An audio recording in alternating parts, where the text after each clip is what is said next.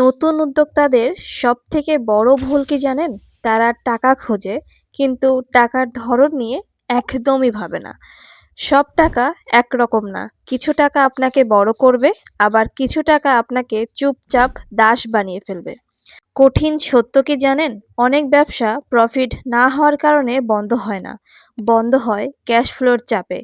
আজকে আমি আপনাদেরকে এমনভাবে বুঝিয়ে দিব, সিদ্ধান্ত আপনি নিজেই নিতে পারবেন।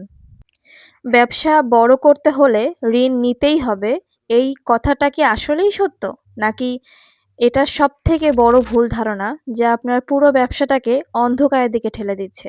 আমরা ২-৩ ভাবে টাকা আনতে পারি। লোন নিতে পারি, বাসা থেকে নিতে পারি, অথবা কারো থেকে বিনিয়োগ নিতে পারি। কিন্তু আপনার জন্য কোনটি সঠিক? আপনি কি জানেন সেটা? চলুন একটা গল্পের মাধ্যমে জেনে নিই। রহিম ও করিম ২ বন্ধু। একই সময়ে তারা ব্যবসা শুরু করার সিদ্ধান্ত নিল। দুইজনেরই দরকার ৫ লাখ টাকা। রহিম গেল ব্যাংকে, নিল ৫ লক্ষ টাকা ঋণ।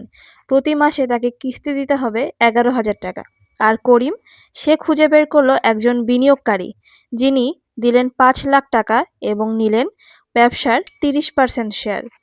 এখন ২ বছর পর তাদের অবস্থা কেমন হতে পারে? রহিমের ব্যবসা চলছে, প্রতি মাসে সে ১১,০০০ টাকা কিস্তিও দিচ্ছে এবং তার ক্যাশ ফ্লো একদম টাইট। নতুন কোনো সুযোগ এলেও তার হাতে টাকা থাকে না, সে সুযোগটাকে গ্রহণ করতে পারে না। অপরদিকে মানসিক চাপে থাকেন সব সময়।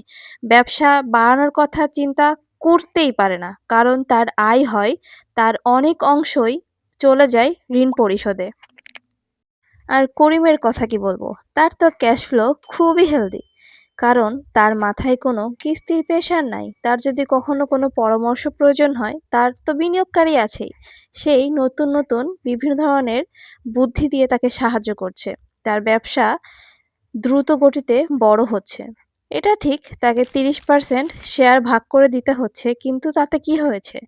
তার বাকি ৭০% এর মূল্য এতটা বেশি, যেটা রহিমের থেকেও অনেক বেশি হয়ে যাচ্ছে। এই পার্থক্য দেখলেই বুঝতে পারবেন ঋণ আর বিনিয়োগের মধ্যে সঠিক পার্থক্যটা কোথায়।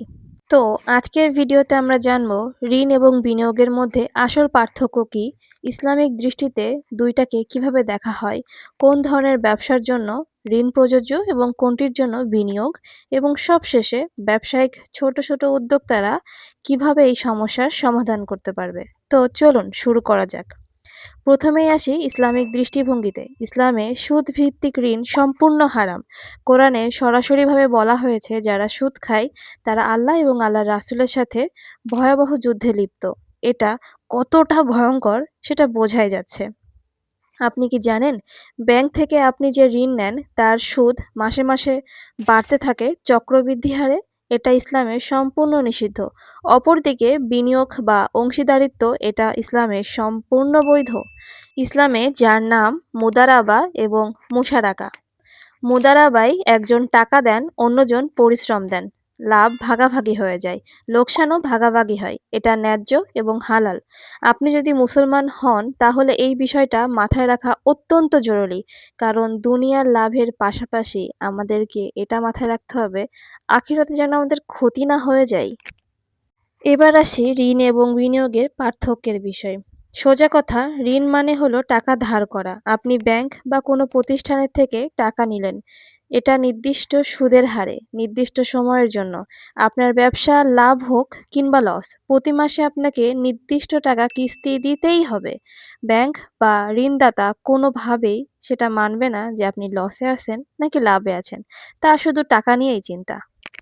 অপরদিকে বিনিয়োগকারী বা অংশীদারিত্ব আপনার টাকা দিবে এবং সাথে সাথে আপনার ব্যবসায়িক অনেক বড় একটা দায়িত্ব নিজের কাঁধে তুলে নিবে। আপনার ব্যবসা লাভ করলে তিনি অংশ পাবেন, লস করলে সেটারও ভাগীদারি তিনি হবেন।